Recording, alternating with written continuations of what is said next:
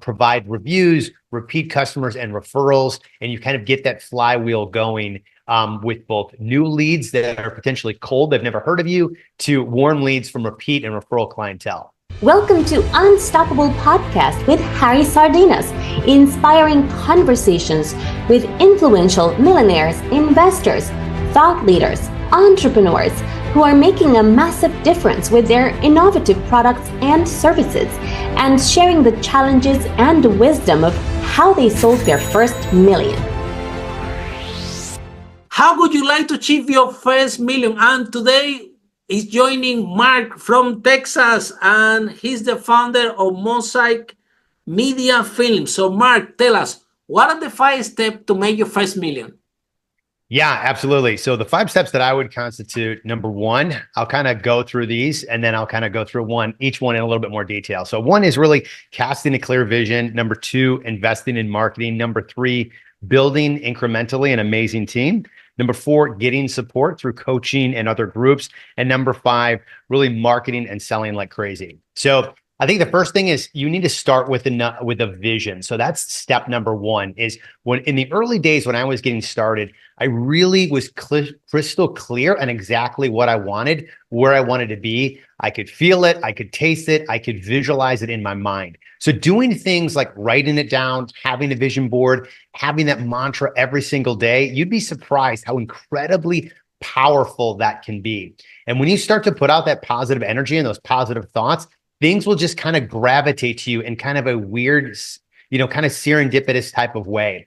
I remember the moment in time when I made this decision. It's really funny because I was on the phone with one of my buddies and I really felt lost because I was doing a little bit of freelance work. I was kind of dabbling in this Amazon thing. I still was kind of running my training company.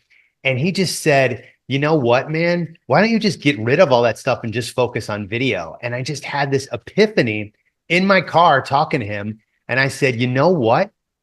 I'm going to do that. And I just went all in on really doing video and really casting that vision of like, I've envisioned myself like getting big jobs, working with clients, building a team, and it all, is history at this point. So that's really step number 1.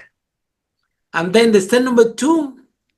Step number 2 is really investing in marketing. So after I had that clear vision, one of the things that I did that's dramatically different than most filmmakers in the industry, most filmmakers, they're always getting the next job to buy the next piece of equipment.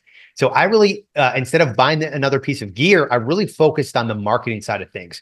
So I really, for me, started with SEO. It took about 9 months to build that up. I invested in pay-per-click. I invested in Facebook marketing. I hired a sales rep. I was really investing heavily in marketing. So what would happen is I'd have a higher influx of leads. So I'd have more volume, more revenue, and it enabled me to go to step number 3, which is incrementally build an awesome team. So in step number 3, what I did was I incrementally built a team. So I started with what is the number 1 thing in my business that's really a bottleneck? And for me at the time, it was really editing, because when I'm editing, I need to be like in the zone. I need to be focusing. I can't answer phone calls. I can't answer emails. I can't be on shoots. So that was the one thing that I started to do. So I hired an assistant that helped me, who eventually became an editor. And then after that, I hired a filmmaker. I hired a full-time producer. Wow. 2 full-time editors. So kind of incrementally for me is how I was able to build up a great, amazing team that I now have today. And then the next step? Yeah. So the next step is really getting support, right? So at that point, I was really doing things a lot on my own. And I felt that really step number 4 is working with and collaborating with other entrepreneurs. So this could be in the form of joining a chamber. I'm in an EO group that has other entrepreneurs in it. And, it could be Vistage, whatever the case is, a group of other entrepreneurs that can help support you, cheering you on, giving you advice, insight to move your company forward. In addition to that, having like a dedicated coach that spends weekly time with you, looking at things that really aren't exciting if you're a creator or if you don't know a lot about business.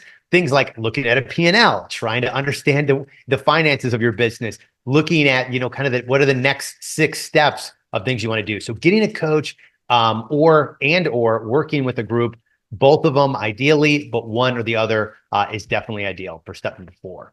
And the final step? The final step is really market and sell like crazy. So really going back to the second step even more, because now you've got all the chess pieces in place, you've got the support, and it's really now, which is my role. So when you get to that fifth step, it's really focusing more of your attention and energy on the sales and marketing perspective. How are we getting leads? Are we getting a good cost per acquisition? Are we closing the jobs? Are we creating a good customer experience that will help, provide reviews, repeat customers, and referrals? And you kind of get that flywheel going with both new leads that are potentially cold, they've never heard of you, to warm leads from repeat and referral clientele. Follow us for more interviews with world's most influential, audacious entrepreneurs that overcame challenges and adversity, providing you with the blueprint of how they sold their first million so you can grow your business exponentially.